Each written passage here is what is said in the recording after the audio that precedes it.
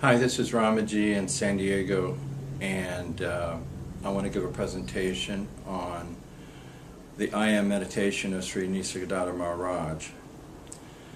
This is the whiteboard from the actual talk, and it's a little messy. It's got some nice details, but I redid it for this video.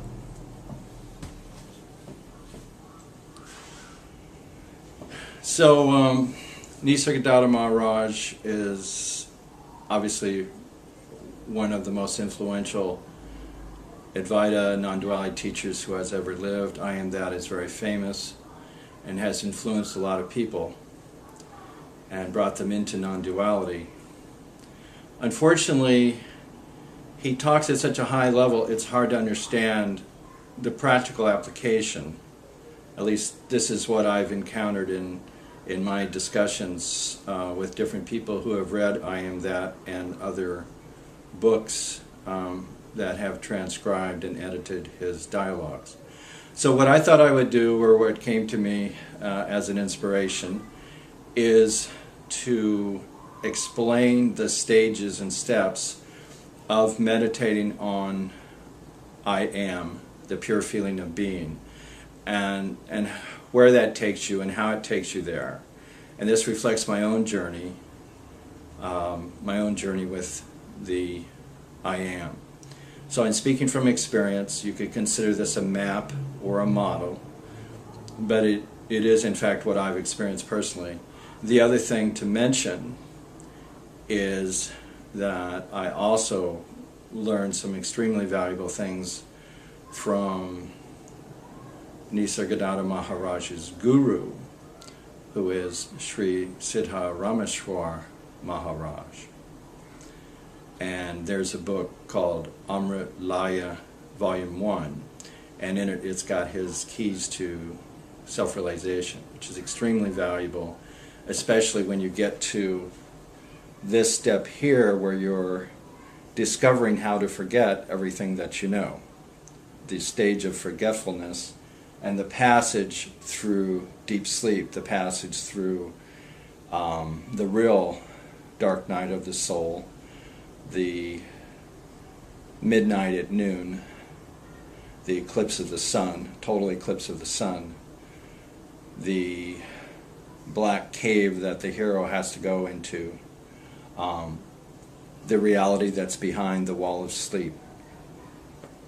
Anyway, extremely valuable. Sri Siddha Rameshwar Maharaj, Nisargadatta's guru. Okay, very valuable.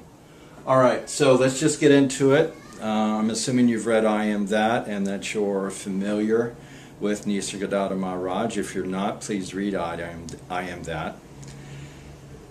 And I start off by commenting that one of the sticking points that people have is I Am That is brilliant, and at the same time, Maharaj himself has said there were limitations to it. And in his final talks, he would say, or he had made the statement, I Am That was influenced by the editor-translator, and his ultimate view or ultimate teaching was different. Well, I mean, different in an ultimate way, right? So, my take on that, here's my interpretation just so I can share it in case it's useful. I believe that what a Maharaj, I'll just call Nisargadatta Maharaj at this point, what he was talking about, what I think Maharaj was talking about is people get stuck at being the universal I Am, or the cosmic consciousness, the cosmic I Am, because you're the whole universe, you're experiencing that you are the whole universe, and this is a state of knowledge. And it's very tempting and tempting to think that you've arrived.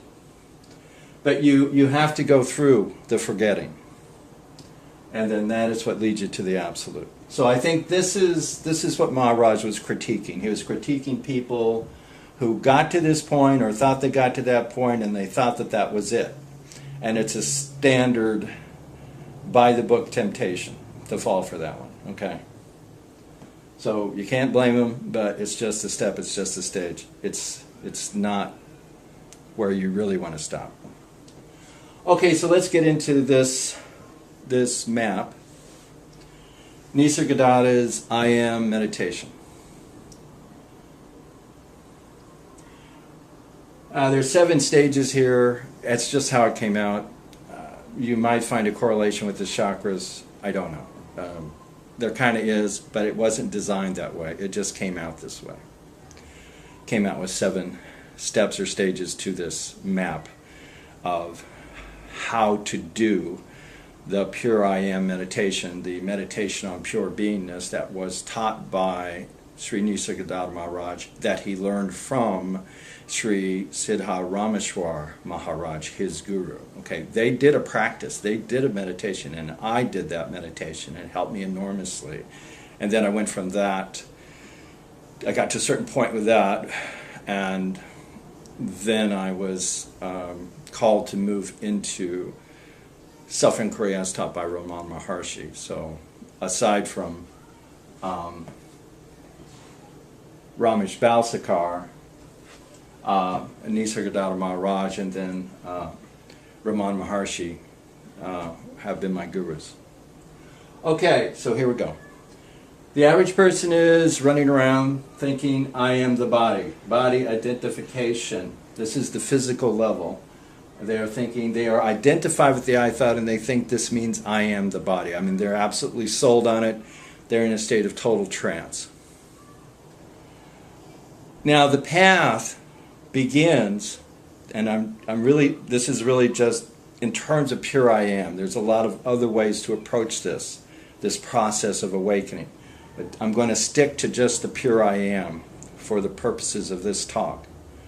So the big step that a person takes is to recognize that there needs to be, and there is, a pure feeling of being, or the feeling of I Am, that is at the core of this I thought, or this identification with the body. In other words, if I'm running around and I'm thinking, what if there was no feeling associated with that? What if there was no feeling of existing at all that was associated with that? It would just be another thought. The only thing that makes the I thought special is that it has the I am feeling, the I exist, the feeling of beingness feeling associated with it. Otherwise, it would just be another thought. But because it does have that I am the body feeling, which is really the I am feeling, the being feeling associated with it, it becomes the king thought. It becomes the central thought. It becomes the ringleader. It becomes the ringleader, and then all the thoughts about me and you and them and us and the world circulate like a 3-ring circus, with the I thought as the ringleader. Okay, so the discovery is that you go to I am. You discover that there's a feeling of I am in you, which is prior to and below, beyond this I thought, and is its basis. In other words, you have to be able to find that feeling and recognize that that feeling is separate from the thought. That your confidence that you exist, that sense that you exist, isn't coming from a thought. It's not coming from the I thought. It's not coming from any thought. So that's the big step. That's what enables this process, is I am. And then you meditate on I am. You dwell in the feeling of pure I am. That's what that's how Maharaj put it. You dwell in it. You abide in it. Then what happens is you begin to have the experience of pure I am, not associated with the body, not associated with the I thought. My experience of this was that I was a pure golden ball. And this golden ball was very beautiful, and it was rippling on the outside of it. And it was almost like, well, it was humming, like a kind of music. And so this was my experience of the individual pure I am, a golden ball. This was the essence of my individual I am, not as the body, but just as the pure I am feeling experience. Localized, so in that sense in relationship to the body, but not based on the identification with the body. So still incarnated, still associated with a physical body, but experiencing pure individual I am feeling of being, or pure individual I am presence. It was a golden ball. It had ripples going on it, and it was humming like a music. And here's what it was saying. It was saying, oh, me, I love me, oh, me, yes, me, I love, love, love me, so delicious, so thrilling, so yummy. So this is the narcissistic core. This is the narcissistic core. That's what you get to. That's what I got to anyway. The narcissistic core. It loves itself. It's madly in love with itself. It adores itself. But it's blind. It's a blind love. It's a blind self-adoration. That's why it's narcissistic. The mythology is Narcissus got so stuck on how beautiful he was staring in the pond, he like froze. Oh, I'm so amazing. I look so amazing. Jesus got stuck on himself. And that's the status of this narcissistic core. It's frozen in this self-adoration, which is obsessive. It's an addiction. And even more than that, it's blind. It doesn't understand what the consequences are going to be. So the consequences are going to be that now you're going to associate yourself with a body, and ultimately, unless you're very, very lucky, you're going to become totally convinced that you are the physical body. And that's what you're really going to believe, along with 7 billion other people on this planet. Okay, now if you stay with this, so I saw through that one. Now if you stay with this, the boundaries of that dissolve, and you find, lo and behold, no, I'm not just this little golden I am. I'm this big, beautiful, cosmic I am. And you can see how this cosmic I am, in its decision to become a human being and take on a physical body, take on that form, it goes from a universal I am, pure I am, to an individualized pure I am. You see? So right here, nobody's going, oh man, this is a big mistake. Whoops. No, I am, cosmic I am, like Nisargadatta would say, Maharaj would say, go, yummy, yummy, yummy. I got love in my tummy. I'm going to manifest, and I'm having a blast. It's one big party for me. Right? The cosmic I am, the creator, God, if you will, universal consciousness, cosmic consciousness, I should say, cosmic consciousness, cosmic pure I am is having a blast. It's like a super Picasso, super genius Picasso, amazing, genius, creative mind. Sometimes this is called cosmic mind. So when it goes to individual pure I am, everything's copacetic, everything's hunky-dory, so far so good. But this is a slippery step once you get associated with the physical body. All right, but we're interested in moving forward. So you get to this point, and like I said at the beginning, this is a trap. This is a trap because it's so cool. It's groovy to be the universe. It's groovy to be cosmic consciousness, right? That's obvious, isn't it? So what's the next step? Well, let's, to summarize where we are. This is body identification. I'm the body. This is body identification, but you're now in touch with the reality that the meaning of this experience, the very source of this experience is somehow coming from pure I am feeling of being. Having had that insight, now you dwell upon it, recognizing it to be essence and source of your experience of existence. Then you experience it as individual, pure I am. And if you stay with that, then you experience it as cosmic, pure I am. The association with the physical body is here and here. This is the dream state. This is creative manifestation at an individual dream state level, and this is the cosmic dream state level. So we got physical, we got dream. Waking state, dream. The average human life flip-flops back and forth, back and forth, back and forth. Waking to dreaming, dreaming to waking, waking to dreaming, dreaming to waking. And it's a closed loop for most people.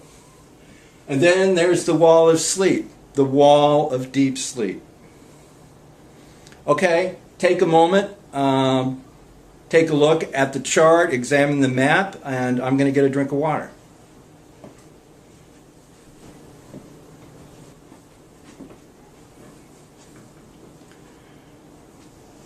Okay, now we get to the really good stuff. We have the wall of sleep. Most people, because you become unconscious in deep sleep, they think there's nothing there. Or if there's something there, it's not valuable. Because nobody's talking about it. Right? Who talks about deep sleep? Unless, you need better sleep. And that is all another issue, right? A lot of people have trouble sleeping deeply. Partly because the prescription drugs actually can interfere with deep sleep if you're having trouble and you take those drugs. I take melatonin myself, a total aside, 3 milligrams a night. Fantastic. Okay, so people don't get past the wall of sleep. And it's like a black cave. A cave so dark, you cannot see your hand in front of your face. It's scary, right? And we could go into a whole thing about horror movies and how they use that, but we're not going to do that. But I will talk about one thing, which is that in the hero's journey, which was best described by Joseph Campbell, there is a stage of the journey where the hero classically goes into the black cave. He has to do it. Everybody else is afraid of doing it. Now there might be a monster in there, but it's also known, or at least the hero has learned, there's a great treasure in there. The Holy Grail, at least the Holy Grail for his quest, and in this case, of course, we know what the Holy Grail is: enlightenment, liberation, realizing our true nature. Okay, it's hidden in here. This was not it. Cosmic consciousness is not it. It's still the cosmic dream. We've got to go through this somehow. So the hero has to go into this cave, this black hole, this total eclipse of the sun representing the self or the spiritual heart. This is the cosmic black hole where the ego I thought dies. Goes into this black hole. It goes into, it reaches the, God, what do they call that? The edge of the black hole, where if it goes any further, it gets sucked in and gets destroyed. The event horizon. So that's what this is all about. So how do you work with it? How do you work with it? I mean, in the dream, you can work with lucid dreaming. Personally, I go by Ramana Maharshi's statement, which is enlightenment is bringing the deep sleep state into the waking state and making it conscious. That's what I go by. So we're wanting to bring this into the waking state. How do we do that? Well, Siddha Rameshwar Maharaj talks specifically about that. And what it is when you go in it, You can't see anything and you can't know anything. So what you do is you forget everything that you know. You let go of everything. You let go of all of your knowledge. This was universal knowledge. So this is the biggest sacrifice of all.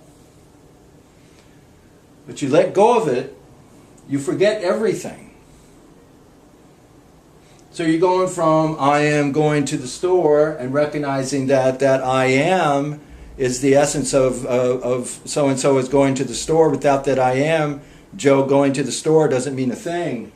Then you go, well, what really is that? And you dwell in it, and you discover it, you deepen it, you dive into it. Oh, it's pure I am, not associated with the body. And then you realize, wait a minute, where does that come from? What is that really? That is cosmic. Universal I am. But now we get to the big secret, which is what's hidden in the darkness of deep sleep. And you go through it by forgetting everything you know. Now, when I went through this phase, I was surprised it only lasted a month and a half. I thought it might go on a long time. And I might talk about it some other time, but let me just say it was disconcerting, but yet Siddharameshwar Maharaj says it's not the same as deep sleep. It's a meditation in deep sleep, or that takes you through deep sleep. So you're forgetting everything you know. It's forgetting and then forgetting that you're forgetting. It's forgetting that you forgot. So you don't even remember what you knew. You don't remember knowing what you knew. You forget that you ever knew it. So you're forgetting the forgetting. That's where you have to get to. So after you go through that and you forget everything, and trust me, when you get to that place, you'll be guided. So don't worry about how to do that. Get here first, then worry about that. Okay, what happens after that is then you experience what you could call the true I. Although you're not quite there, but you're experiencing the first emergence of the purest form of the I that knows itself, if that makes sense. The truth body is the I that's going, I exist, I am pure, I am the truth. You know, like in the Bible, Jesus says, I am the, or is supposed to have said, I am the way, the truth, and the light. Well, this would be that, one way of looking at it. Here we have the causal body, physical body, astral body, causal body. Now, according to Siddha Rameshwar, this is supracausal body or Mahakarana body. This is Karana body, this is Mahakarana body. This is causal body, this is supracausal body or supercausal body. So it's true like crystal, with a light in it. But yet it's not the absolute light itself. The absolute light itself does not know itself. It does not know it exists. It does not know itself as anything. It does not know itself as I. It is the unborn. It is the state of absolute not knowing. So this truth body, even though it's pure, right, and clear, nonetheless is a little step, or maybe a big step, I don't know, but it's a step away from the absolute, from para-Brahman.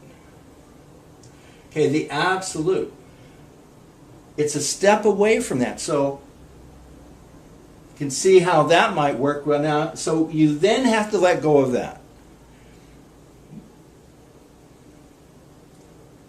Because that was the first step of emerging as I, which eventually, and then you see what happens, it's a slippery step, right? That first step's a doozy, because standing here, standing in this as the truth body, you're going, I am the truth, I am the light, the way, and the truth, right? Whoops. What's going to happen next? What's going to happen next is somebody gets you drunk, conks you on the head, then you wake up in a body, right? It's pretty tricky, but so there's not really well, this is going to go there. It's not the final stability. This is always has a subtle micro tendency to go here, to go to deep sleep, and that's the unconsciousness. That's the deep sleep is a good name for it. You're passed out. You're in a coma. You've actually fallen into the trance. This is tamasic dullness, ignorance, blindness, stupidity. It's blissful, but in an ignorant, unconscious way, sort of like a spiritual coma, a blissful spiritual coma. This is awake, aware and clear, but like I say, it's not the light, it's the light still being radiated through a crystal. So as pure as the crystal might be, it's not the same as the light. You can look through the crystal, but it's not the same as a perfect diamond even, you could say. It's not the same. Now, finally, the final step. You see the limitations, you recognize, you feel, you experience, you sense, you notice, you observe the limitations of this truth body. And you finally let go of all differences, all otherness. You let go of the world itself. You recognize that even the world itself is just a thought or a concept. And then you discover, for want of a better expression, pure nothingness, which is pure everythingness. And what's distinguishing about it is that you don't actually lose identity. But what is going on is you don't have the experience of knowing that you exist. You're not conscious of yourself as any kind of separate I or conscious of yourself as I. What you are is universal I consciousness. Universal I consciousness, or Shiva consciousness. So there's only I, only pure I everywhere, universal I. It does not know itself, and that's what saves it. The truth body knows itself, it knows I. In the absolute, it does not. And that's why it's the ultimate purity. So in this universal I consciousness, everything that you experience is yourself. It is I, but yet there's no I saying I exist. You could say I like Ramana Maharshi says, and that's accurate in the sense that everything's an I. Everything is an echo of I. So everything and everyone literally is yourself.